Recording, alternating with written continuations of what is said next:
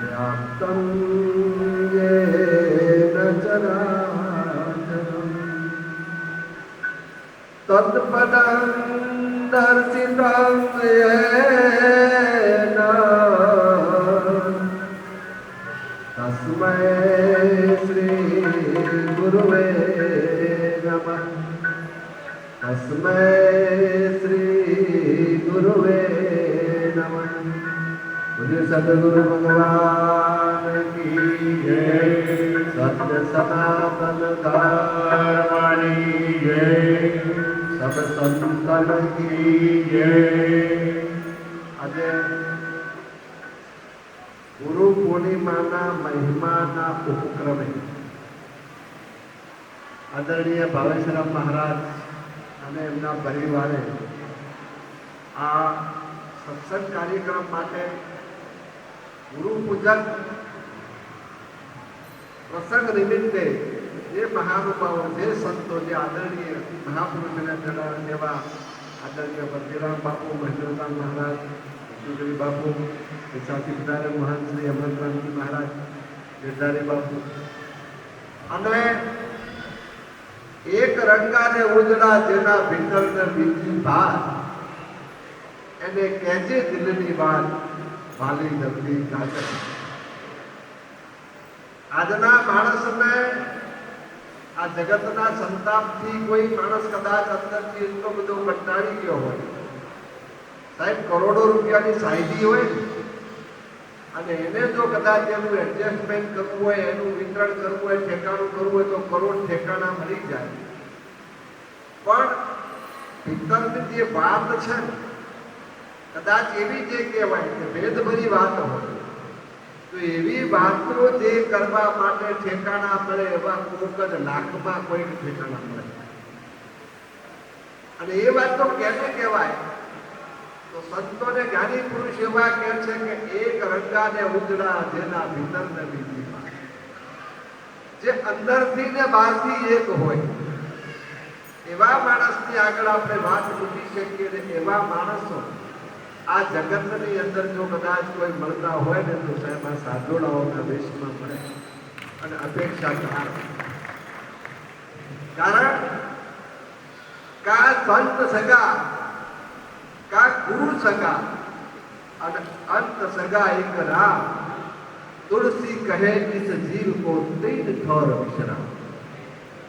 तो साचो विश्राम આપણે બધા એમ કહીએ છીએ ને જગતની અંદર તો સાહેબ જગતનો એક ભડકેલો ભયંકર જેમ જંગલમાં આગ લાગી હોય આપણે બધાને મીઠો ભલે લાગે પણ એક ભડકો નહીં, શબ્દ, સ્પર્શ, રૂપ, રસ અને ગંધ આ ચારેય વિષયોના ભડકા બળી રહ્યા છે અને એ વિષયોના ભડકામાંથી જો કદાચ શાંતિ આપી શકે એવી કોઈ હોય તો સદગુરુની જ ચરણ છે, સદગુરુનું સેવન છે અને ત્યાં જ શાંતિ મળે।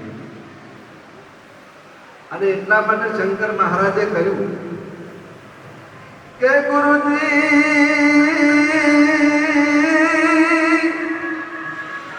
આવો રૂપી એ મોટો ભોરી એ ગરડો છે અમને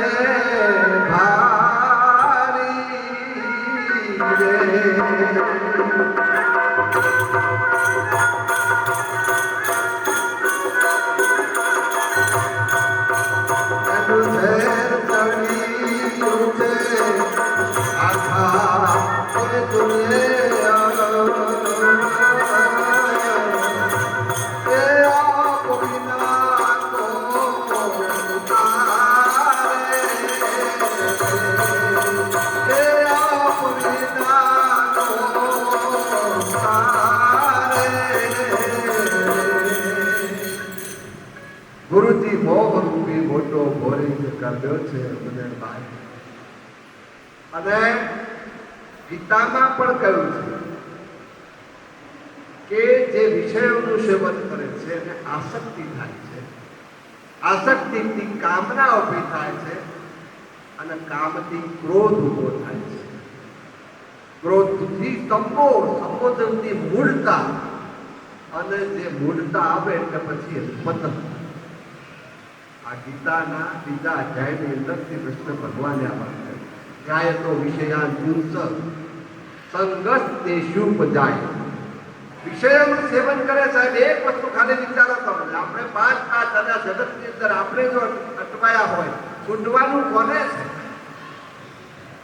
છૂટવાનું તો જ્યાં સુધી પાંચ કર્મેન્દ્રી, પાંચ જ્ઞાનેન્દ્રી અને અંતઃકરણ, આ જે કોઈ 17 તત્વો કે છે, કોઈ 19 ગણાવે છે, પણ એ જે તત્વોના ધણીને બેઠા છે ત્યાં સુધી શરીર ભાવમાં છીએ, નહીતર તમારા સિવાય આખા બ્રહ્માંડમાં બધું બીજું કશું છે.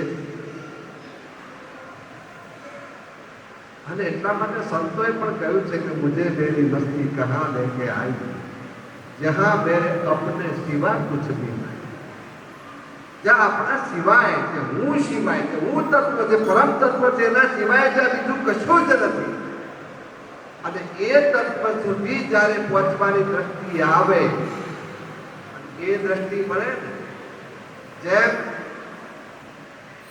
કુરુક્ષેત્રના મેદાનમાં કૃષ્ણ પ્રભુએ વિશ્વંભરે અર્જુનજીને આપી હતી જે દ્રષ્ટિ, જેને દિવ્ય દ્રષ્ટિ કહેવાય, એ દ્રષ્ટિ ફક્ત પરમાત્માએ અર્જુનને આપી હતી એવું નહીં, અહીંયા બેઠેલા મહાપુરુષોએ કેટલા માણસોને દિવ્ય દ્રષ્ટિ આપી દીધી કે પોતાના સ્વરૂપને સમજી શકે છે.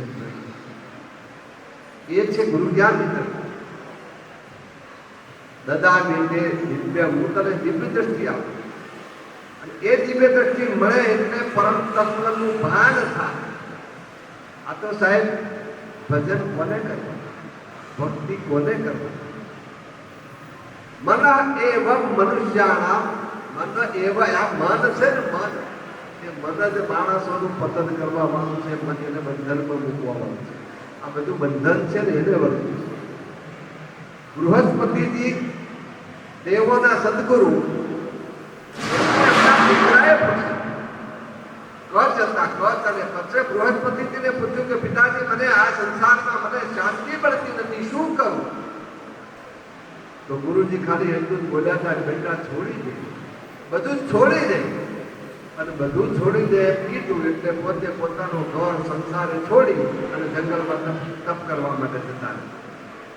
તો કચ્છે વર્ષો સુધી સંસાર ઘરનો ત્યાગ કરી જંગલમાં જઈ અને જેને કહેવાય કે ઘોર તપ કર્યું, બરાબર તપસ્યા કરી, અને ઘણા વર્ષો વીત્યા પછી ફરીથી આપણા પિતાશ્રી થાય એવા બૃહસ્પતિજી મળ્યા. એટલે પૂછ્યું એ વખતે કે પિતાજી, હું આટલા વર્ષોથી તપ કરું, પણ મને જે પરમ શાંતિ મળવી જોઈએ, મને પરમ શાંતિ મળી નથી.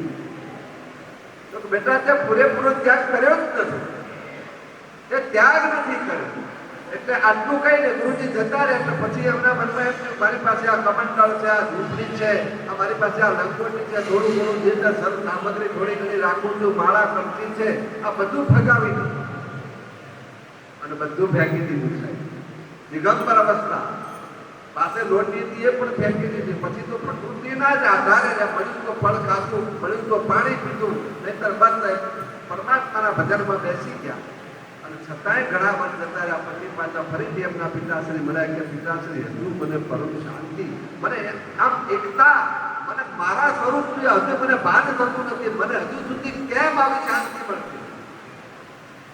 એ વખતે એમના પિતાશ્રી એમને બૃહસ્પતિજીએ કીધું કે બેટા, તે ત્યાગ કર્યો, બધો ત્યાગ કર્યો? તો પિતાજી, મારી પાસે કશું નથી.